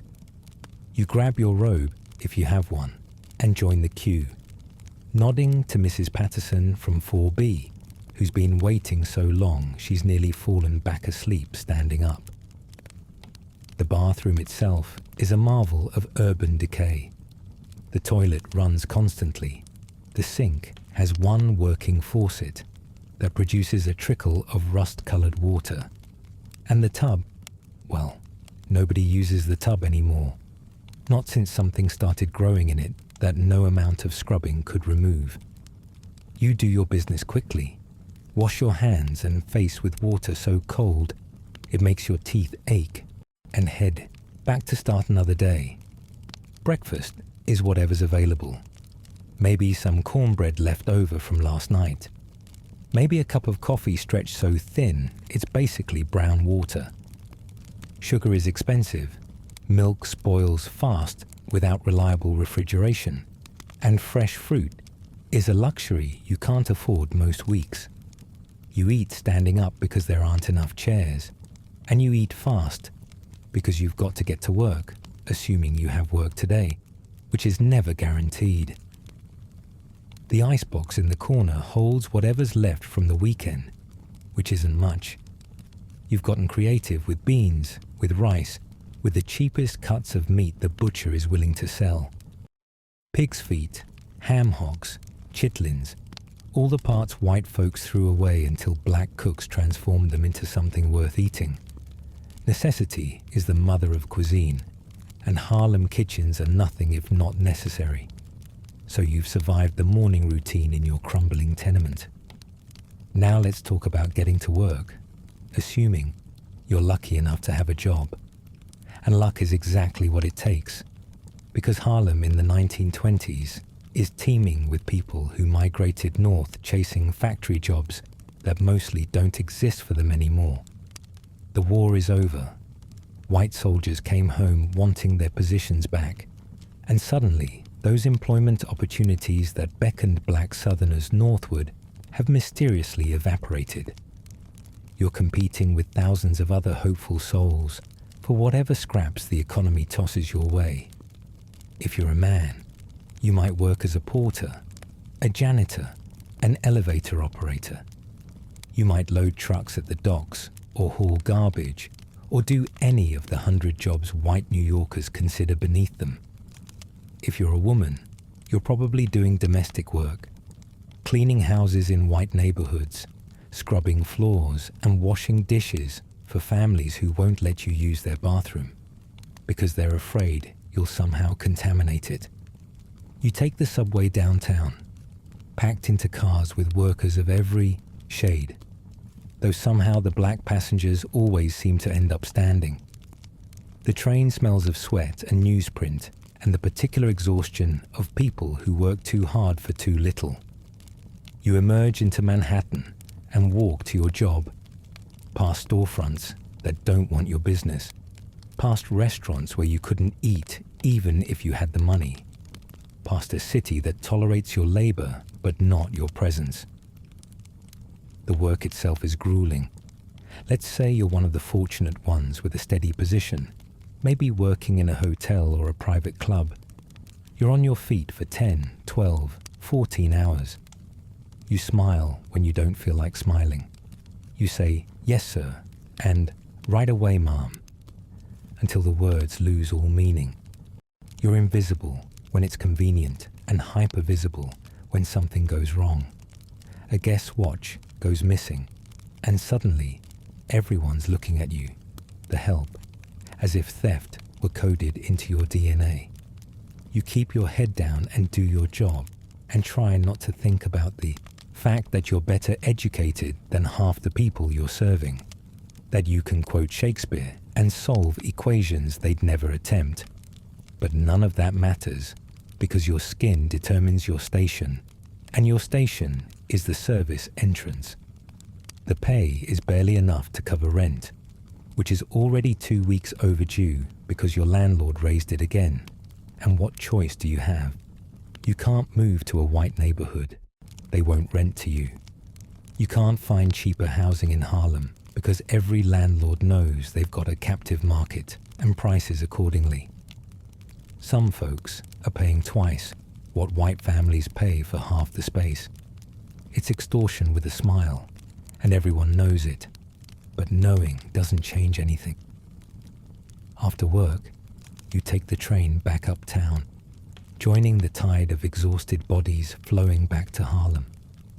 The sun is setting behind the buildings, painting the sky orange and pink, and for a moment the neighborhood looks almost beautiful. You pass the churches and the beauty parlors, the numbers runners on the corners trying to catch your eye, the street vendors selling hot dogs and pretzels and dreams of a better tomorrow. You pass the storefront where Marcus Garvey's followers gather, talking about black nationalism and returning to Africa, about dignity and self-determination in a world that offers neither. You pass the corner where old Mr. Johnson plays his guitar and sings blues so sad they make your chest hurt, songs about Mississippi and lost love and the endless weight of being black in America. The music follows you up the block, mixing with the clatter of the L train and the shouts of children playing stickball in the street. This is Harlem in the golden hour, the brief window between work and worry when the neighborhood feels alive with possibility. But let's talk about that legendary nightlife you've heard so much about. The Cotton Club, the Savoy Ballroom, all those famous spots where jazz was supposedly born and everybody danced until dawn. Here's the catch. Most of those clubs don't want you inside. The Cotton Club, that glamorous establishment you've seen in photographs, features black performers for white audiences. The doormen turn away black patrons, while white folks from downtown come uptown to experience what they call exotic entertainment. You might hear Duke Ellington or Cab Calloway from the street outside. The music drifting through closed doors into a neighborhood full of people who created this art form but aren't allowed to enjoy it in its most famous venue. The irony is thick enough to choke on. You've been relegated to spectator status in your own cultural revolution. If you want to actually participate in Harlem nightlife, you're going to smaller clubs, basement joints, rent parties in people's apartments. The rent party is the real Harlem invention, a brilliant solution to an impossible problem. Your rent is due, you can't pay it, so you throw a party and charge admission. 25 cents at the door, maybe 50 cents for a plate of food, and you dance and drink and laugh until the sun comes up, hoping enough people show to cover what you owe before the landlord comes knocking. And those parties are genuine. The music is raw and beautiful. Piano players pounding out boogie-woogie rhythms, while the floor shakes and the neighbors complain, and nobody cares because everyone's trying to forget, for a few hours, how hard tomorrow's going to be. But don't romanticize it. These parties exist because people are desperate. The joy is real, but it's joy carved out of necessity, pleasure stolen from the jaws of poverty. You dance because if you don't dance, you'll cry. And crying doesn't pay the rent either. The liquor at these parties is probably bathtub gin, prohibition being in full swing, and what you're drinking might make you sick or blind or worse, depending on what the bootlegger cut it with. You've heard stories about people going blind from bad hooch, about wood alcohol poisonings, about batches laced with chemicals that'll land you in Harlem Hospital if you're lucky, and the morgue if you're not. But you drink anyway, because what else are you going to do? Stay sober and think about your problems. You drink and dance and pretend the world outside doesn't exist, at least until morning comes crashing in with all its demands. Now let's talk about something nobody wants to discuss when they romanticize the Harlem Renaissance. The violence. Not the dramatic, headline-grabbing violence of race riots, though that exists too, but the everyday violence of being black in a white city. The police don't protect you. They harass you. Walking home at night, you might get stopped for no reason, patted down, questioned about where you're going and why. The wrong answer, or even the right answer delivered with insufficient deference, can land you in a jail cell or a hospital bed. Officers beat black men with impunity, knowing there's no accountability, no investigation, no justice. You learn to cross the street when you see a badge coming. You learn to keep your hands visible and your voice soft and your eyes down. You learn survival strategies that white New Yorkers never have to consider. And it's not just the police. It's the knowledge that you exist outside the protection of the law, that if something happens to you, if you're robbed or assaulted or worse, there's no guarantee anyone will care. You're on your own in ways that are difficult to describe to anyone who hasn't lived it. The race riot of 1900 isn't ancient history to you. People remember. And smaller incidents happen constantly. Flare-ups of racial tension that don't make the papers, but leave bruises and broken bones. And that particular trauma of knowing you're hated for existing. Some nights, you hear about someone who got jumped coming home from work. Some kid who looked at the wrong person the wrong way and paid for it. The community closes ranks, watches out for each other, shares warnings about which blocks to avoid after dark. This isn't paranoia. This is survival. You navigate the city like someone walking through a minefield, always aware of where you are, who's around, what might happen. That constant vigilance takes a toll. It exhausts you in ways sleep can't fix, wears you down until the weariness lives in your bones. And yet you keep going because what choice do you have? This is home now, for better or worse, and you're determined to make something of it. Let's get back to your body for a moment. because your body is staging a quiet rebellion against your living conditions. The tenement you call home is a petri dish for disease. Tuberculosis is rampant, passing from person to person in those overcrowded rooms where everyone breathes the same stale air. You know someone who died from it, probably multiple someones. Watch them cough their lives away in beds they shared with family members who would likely catch it next. The doctors don't come to Harlem often, and when they do, they treat patients with a casual dismissiveness that borders on contempt. Harlem Hospital is overcrowded and underfunded. The staff stretch so thin that waiting times can be measured in days. If something serious happens to you, if you break a bone or develop an infection or have any of the 100 medical emergencies that strike randomly, your odds aren't good. Medicine in the 1920s is crude by modern standards anyway, but medicine for black folks is cruder still. You're an afterthought in a system that wasn't built with you in mind. And it's not just tuberculosis haunting these streets. Pneumonia sweeps through the tenements every winter, picking off the elderly and the young with terrifying efficiency.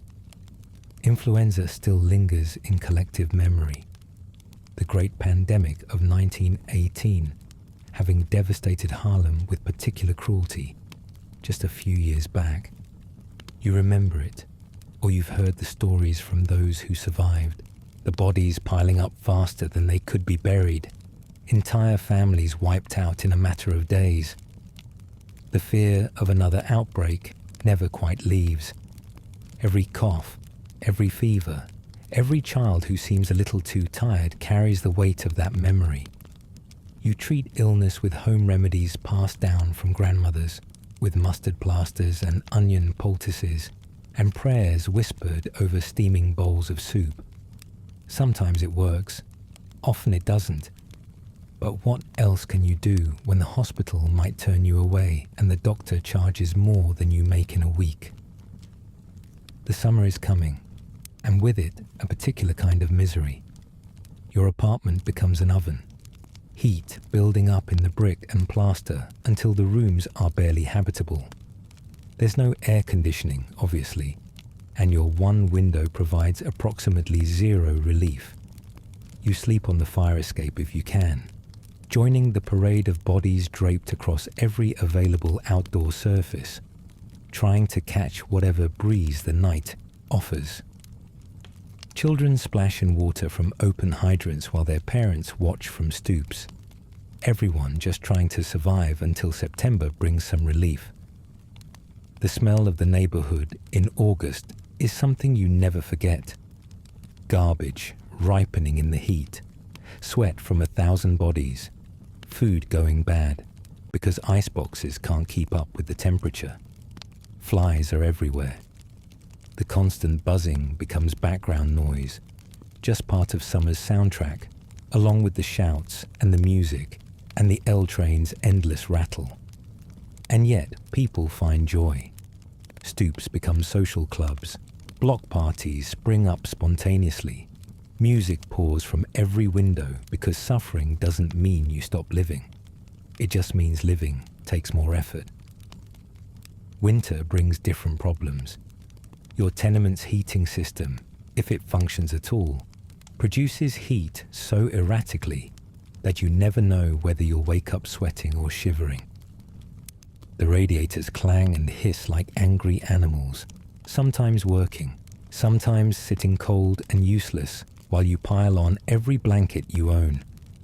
The wind finds every crack in the walls, every gap around the windows, sneaking in like an uninvited guest, determined to steal whatever warmth you've managed to accumulate. Coal is expensive, and when the building supply runs low, the super just shrugs. You stuff newspaper into the cracks, wear your coat indoors, sleep in your clothes. The children get sick first, then the old folks, then everyone else. A winter in a Harlem tenement is a war of attrition against the cold, and the cold usually wins a few battles before spring finally offers a truce. But here's where the story gets complicated. Because despite everything, despite the poverty and the prejudice and the daily indignities that pile up like snow on a fire escape, Harlem in the 1920s is producing something extraordinary. The writers and poets and musicians who will define a cultural movement are living in these same tenements, attending these same rent parties, navigating these same impossible conditions. Langston Hughes is wandering these streets, gathering material that'll become some of the most important poetry in American history. Zora Neale Hurston is listening to the stories and the slang, absorbing the rhythms that'll infuse her novels. The Harlem Renaissance isn't happening in fancy galleries or well-funded institutions. It's happening in cramped apartments and church basements and anywhere else black artists can find space to work. This is genius flourishing against all odds, creativity as resistance, art as survival. You might brush shoulders with these people on the street, might hear them reading at a literary gathering in someone's living room, might not realize until decades later that you witnessed something historic. The barbershops and beauty parlors are where ideas spread as fast as gossip. You sit in the chair waiting for your haircut, and the conversation swirls around you like cigarette smoke. Politics and philosophy, sports and scandal, who's hiring and who's cheating on whom, all of it mixing together in spaces that serve as community centers, debate halls, and therapy offices rolled into one. The barber knows everyone's business because everyone tells him everything while he's got them captive in his chair. He's heard about your troubles at work, your landlord's latest outrage, your cousin's new baby. He dispenses advice along with the haircuts, wisdom accumulated from years of listening to every voice in the neighborhood. For women, the beauty parlor offers similar refuge, a place to get your hair pressed and your spirit lifted, to share burdens and trade recipes, and remember that you're not alone in this struggle. The church anchors everything. Sunday morning, the neighborhood transforms as everyone puts on their best clothes and streams toward their chosen congregation. Baptist, Methodist, AME, Pentecostal, the flavors of black Christianity are all represented, and each service is part worship, part social event, part affirmation that you matter in a world determined to convince you otherwise. The music in these churches would make angels weep, voices blending in harmonies that carry every emotion, from despair to transcendent joy. For a few hours the weight lifts. You're not a servant or a porter or an invisible presence in someone else's city. You're a child of God, dignified and beloved and part of a community that stretches back through slavery and forward into a future that has to be better than this, because how could it possibly be worse? The preachers speak of Moses and deliverance, of justice rolling down like waters, and even if you don't quite believe it's coming, the promise is enough to get you through another week. After service, the congregations spill onto the sidewalks, trading greetings and handshakes and invitations to Sunday dinner. The neighborhood transformed briefly into something that almost resembles the promised land. Everyone came here seeking. Let's talk about the numbers, because the numbers run everything and everyone plays. It's an illegal lottery operated by men who figured out how to build empires in the margins of a society that won't let them succeed legitimately. You pick 3 numbers, bet whatever you can afford to lose, and if your combination matches some published statistic, maybe stock exchange figures or racetrack results, you win at 600 to 1 odds. The chances of winning are minuscule, but the dream of winning that keeps people betting their lunch money, their rent money, their hope. The numbers runners are everywhere, working the streets and the bars and the barbershops, collecting slips and coins from people who'd rather gamble on fortune than accept their fate. Some of the biggest entrepreneurs in Harlem got their start running numbers, building businesses, and political influence from what white society dismisses as mere crime. But is it crime when legitimate paths to success have been systematically blocked? Is it crime when you're just trying to build something in a system designed to keep you with nothing? The numbers also provide jobs, hundreds of them, runners and collectors and bookkeepers and enforcers, an entire underground economy operating in plain sight because the police can be paid to look elsewhere. Madame Stephanie Sinclair, the numbers queen, runs her operation with corporate precision, fighting off Italian mobsters who want a piece of her territory, bribing officials, employing lawyers, living proof that black women can build empires even when every institution insists otherwise. You might work for her organization if you're smart and reliable and willing to operate outside the law. The pay is better than honest work offers, and there's something satisfying about succeeding in a game rigged against you, even if success comes with risks the straight world doesn't require. She takes out ads in the local papers, warns the community about police, corruption, becomes a folk hero to people who've learned that respectability offers no protection anyway. You head home as the night settles over Harlem, the streetlights casting pools of yellow light on sidewalks, still busy with people. Someone's playing piano through an open window, something slow and melancholy, and you stop for a moment to listen.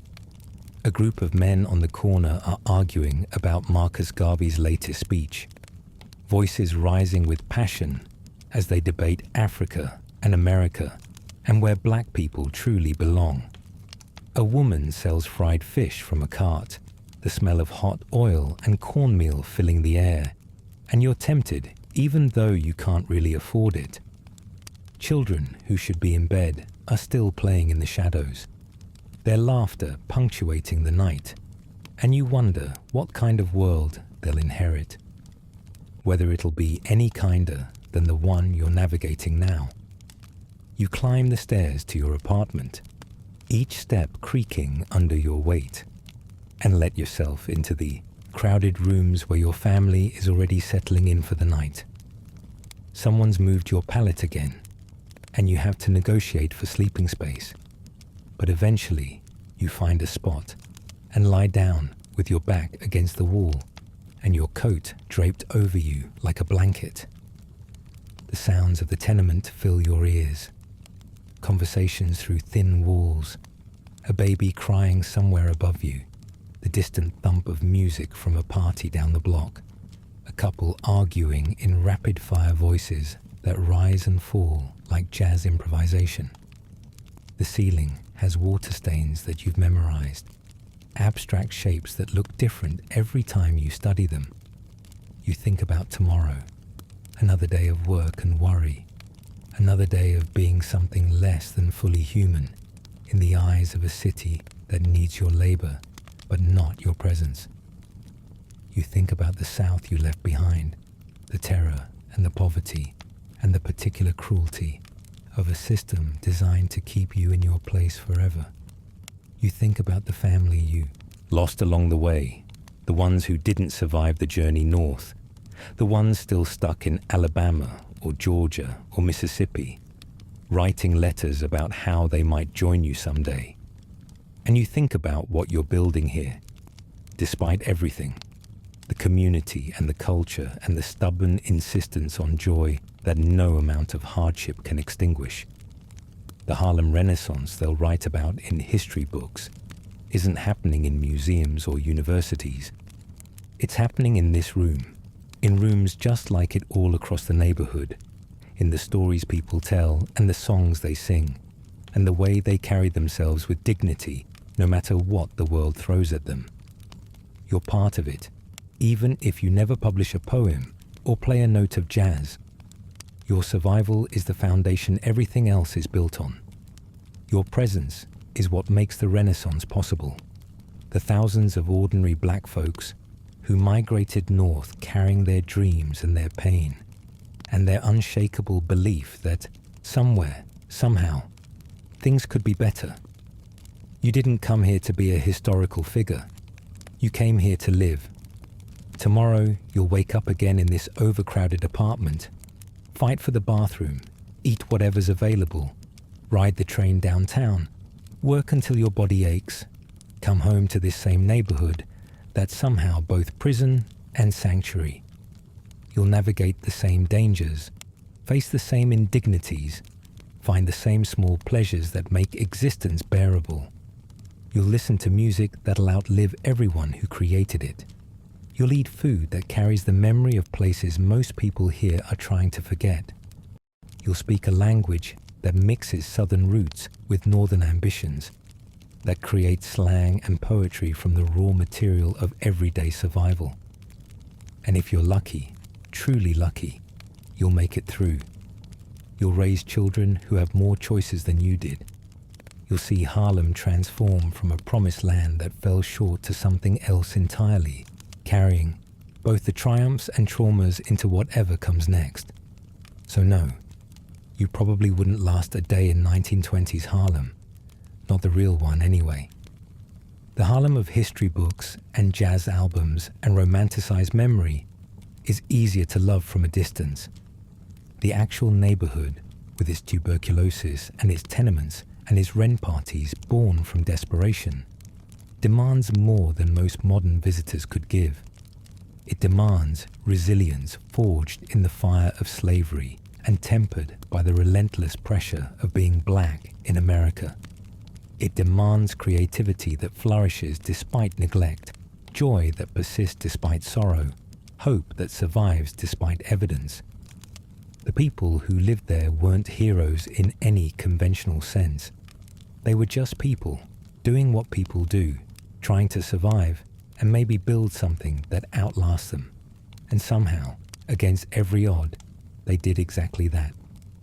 Tonight, as you drift towards sleep in your own bed, with your own bathroom down the hall, with heat that works and water that runs clean, you can spare a thought for those who came before, the ones who rode trains north carrying everything they owned in cardboard suitcases, the ones who squeezed into tenements that should have been condemned, the ones who worked jobs that crushed their bodies and still came home to dance at rent parties because what else could they do?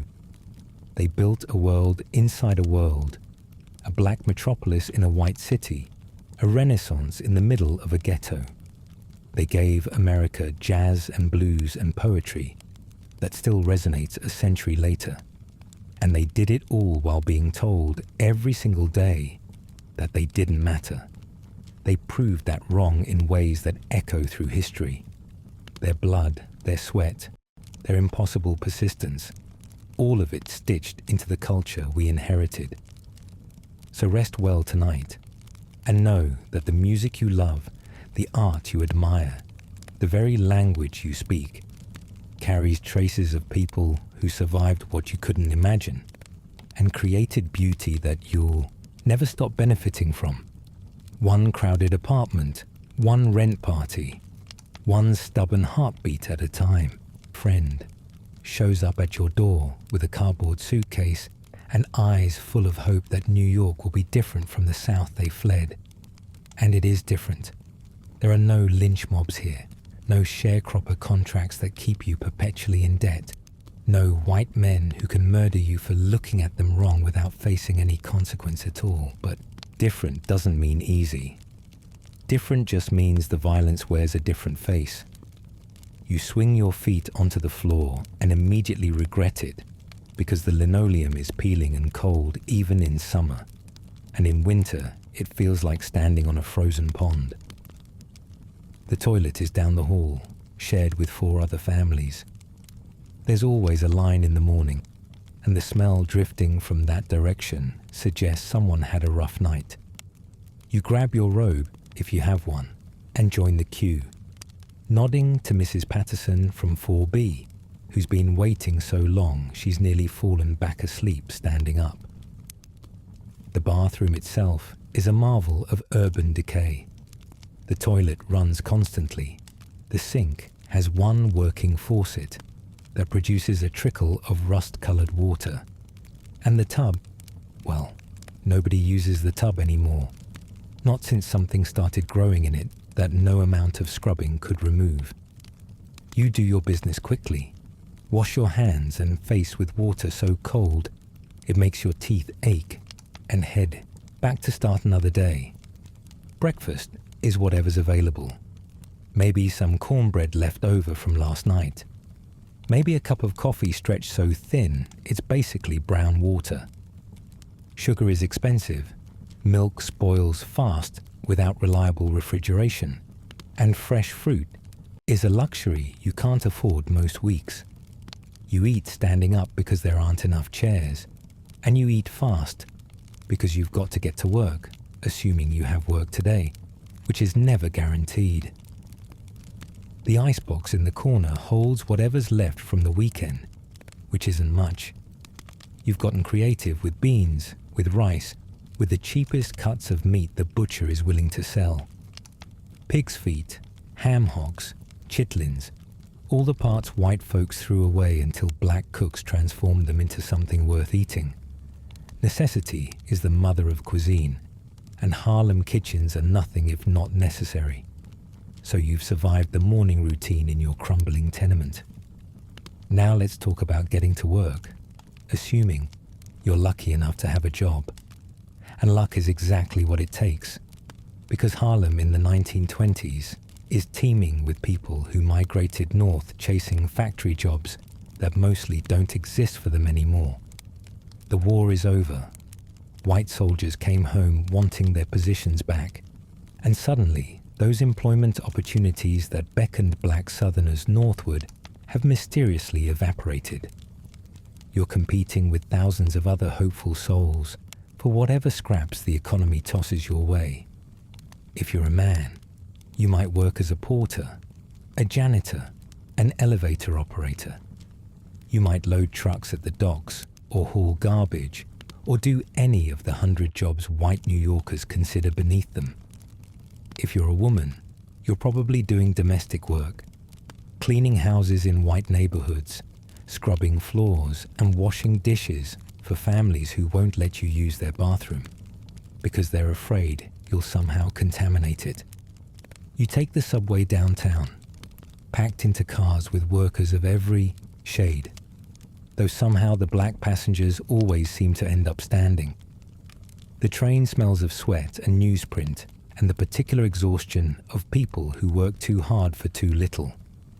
You emerge into Manhattan and walk to your job, past storefronts that don't want your business, past restaurants where you couldn't eat even if you had the money, past a city that tolerates your labor but not your presence.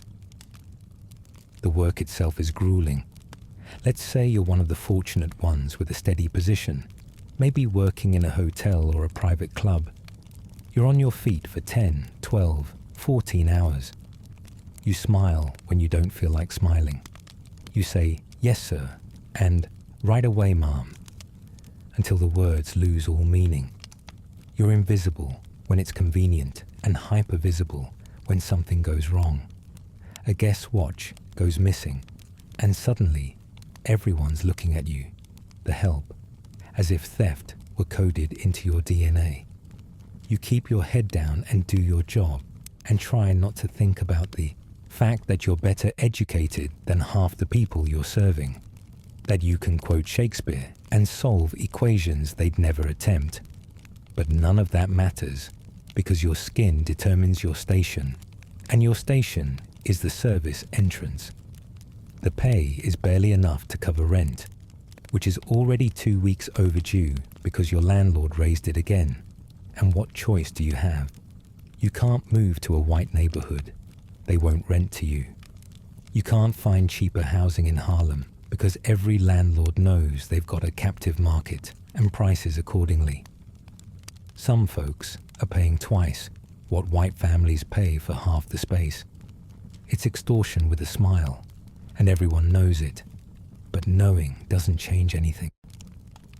After work, you take the train back uptown, joining the tide of exhausted bodies flowing back to Harlem. The sun is setting behind the buildings, painting the sky orange and pink. and for a moment the neighborhood looks almost beautiful. You pass the churches and the beauty parlors, the numbers runners on the corners trying to catch your eye, the street vendors selling hot dogs and pretzels and dreams of a better tomorrow.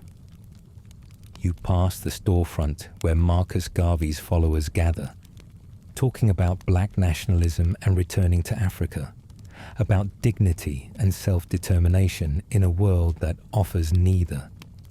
You pass the corner where old Mr. Johnson plays his guitar and sings blues so sad they make your chest hurt, songs about Mississippi and lost love and the endless weight of being black in America. The music follows you up the block, mixing with the clatter of the L train and the shouts of children playing stickball in the street. This is Harlem in the golden hour, the brief window between work and worry when the neighborhood feels alive with possibility. But let's talk about that legendary nightlife you've heard so much about. The Cotton Club, the Savoy Ballroom, all those famous spots where jazz was supposedly born and everybody danced until dawn. Here's the catch. Most of those clubs don't want you inside. The Cotton Club, that glamorous establishment you've seen in photographs, features black performers for white audiences.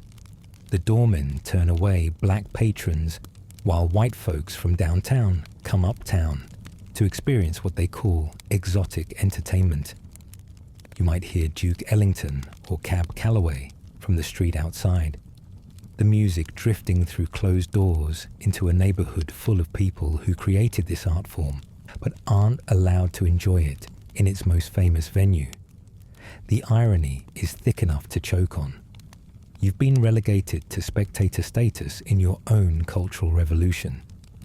If you want to actually participate in Harlem nightlife, you're going to smaller clubs, basement joints, rent parties in people's apartments. The rent party is the real Harlem invention, a brilliant solution to an impossible problem. Your rent is due, you can't pay it, so you throw a party and charge admission. 25 cents at the door, maybe 50 cents for a plate of food, and you dance and drink and laugh until the sun comes up, hoping enough people show to cover what you owe before the landlord comes knocking. And those parties are genuine. The music is raw and beautiful. Piano players pounding out boogie-woogie rhythms, while the floor shakes and the neighbors complain, and nobody cares because everyone's trying to forget, for a few hours, how hard tomorrow's going to be. But don't romanticize it. These parties exist because people are desperate. The joy is real, but it's joy carved out of necessity, pleasure stolen from the jaws of poverty. You dance because if you don't dance, you'll cry. And crying doesn't pay the rent either. The liquor at these parties is probably bathtub gin, prohibition being in full swing, and what you're drinking might make you sick or blind or worse, depending on what the bootlegger cut it with. You've heard stories about people going blind from bad hooch, about wood alcohol poisonings, about batches laced with chemicals that'll land you in Harlem Hospital if you're lucky, and the morgue if you're not. But you drink anyway, because what else are you going to do? Stay sober and think about your problems.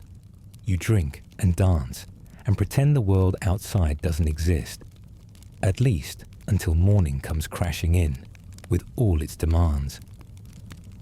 Now let's talk about something nobody wants to discuss when they romanticize the Harlem Renaissance.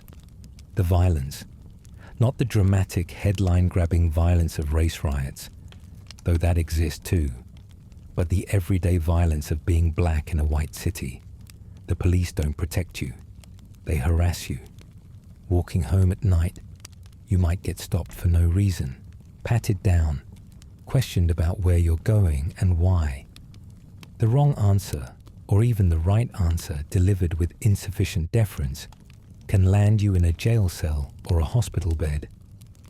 Officers beat black men with impunity, knowing there's no accountability, no investigation, no justice. You learn to cross the street when you see a badge coming. You learn to keep your hands visible and your voice soft and your eyes down. You learn survival strategies that white New Yorkers never have to consider. And it's not just the police. It's the knowledge that you exist outside the protection of the law, that if something happens to you, if you're robbed or assaulted or worse, there's no guarantee anyone will care. You're on your own in ways that are difficult to describe to anyone who hasn't lived it. The race riot of 1900 isn't ancient history to you. People remember, and smaller incidents happen constantly.